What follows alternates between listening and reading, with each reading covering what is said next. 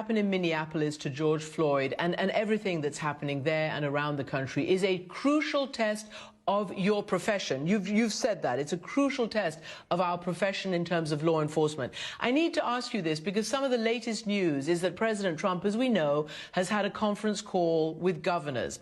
And some of that audio has come out and we're using it. And in it, he says to governors, he says, you're weak. He says, many of you should be, not showing this weakness. We're laughing stocks. You need to dominate. You need to dominate.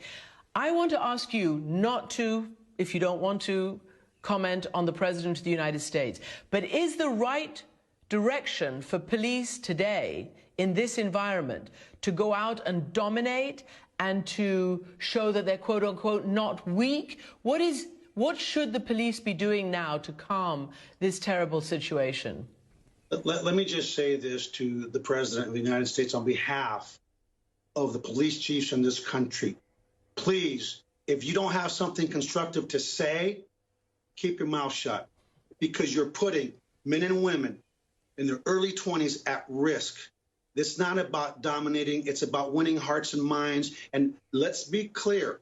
We do not want people to confuse kindness with weakness, but we don't want ignorance to ruin what we've got here in Houston. And speaking for my colleagues across the country, where their officers are being injured, community members are being injured, if you don't have something to say, like Forrest Gump, then don't say it, because that's the basic tenets of leadership, and we need leadership now more than ever. And it hurts me to no end, because whether we vote for someone, we don't vote for someone, it's still our president. But it's time to be presidential and not try to be like you're on The Apprentice. This is not Hollywood. This is real life, and real lives are at risk. And I ask the American people to please join with the police, stand together. Let's shift this to where it needs to be, to the voting booth. Pay attention to the hearts and of the people that we elect. And the reason this stuff happens is because too many people right now in this country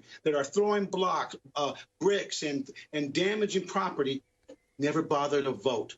So you have a choice. Lift up your voice, be heard in the voting booth, and continue to march peacefully. So the focus remains on bad policing, criminal policing. And let's be real honest, this is not just about policing. It's about society and this disproportionality of the things going on in our country, from education to health to food to everything that we all as human beings hold near and dear. So please, please don't react to that. If we just hug one another, the only thing that will happen to overcome hate is love. And love and engagement. Let's engage and let's do what we can control, which is our own actions, our own hearts, and exercise without fail our right to vote.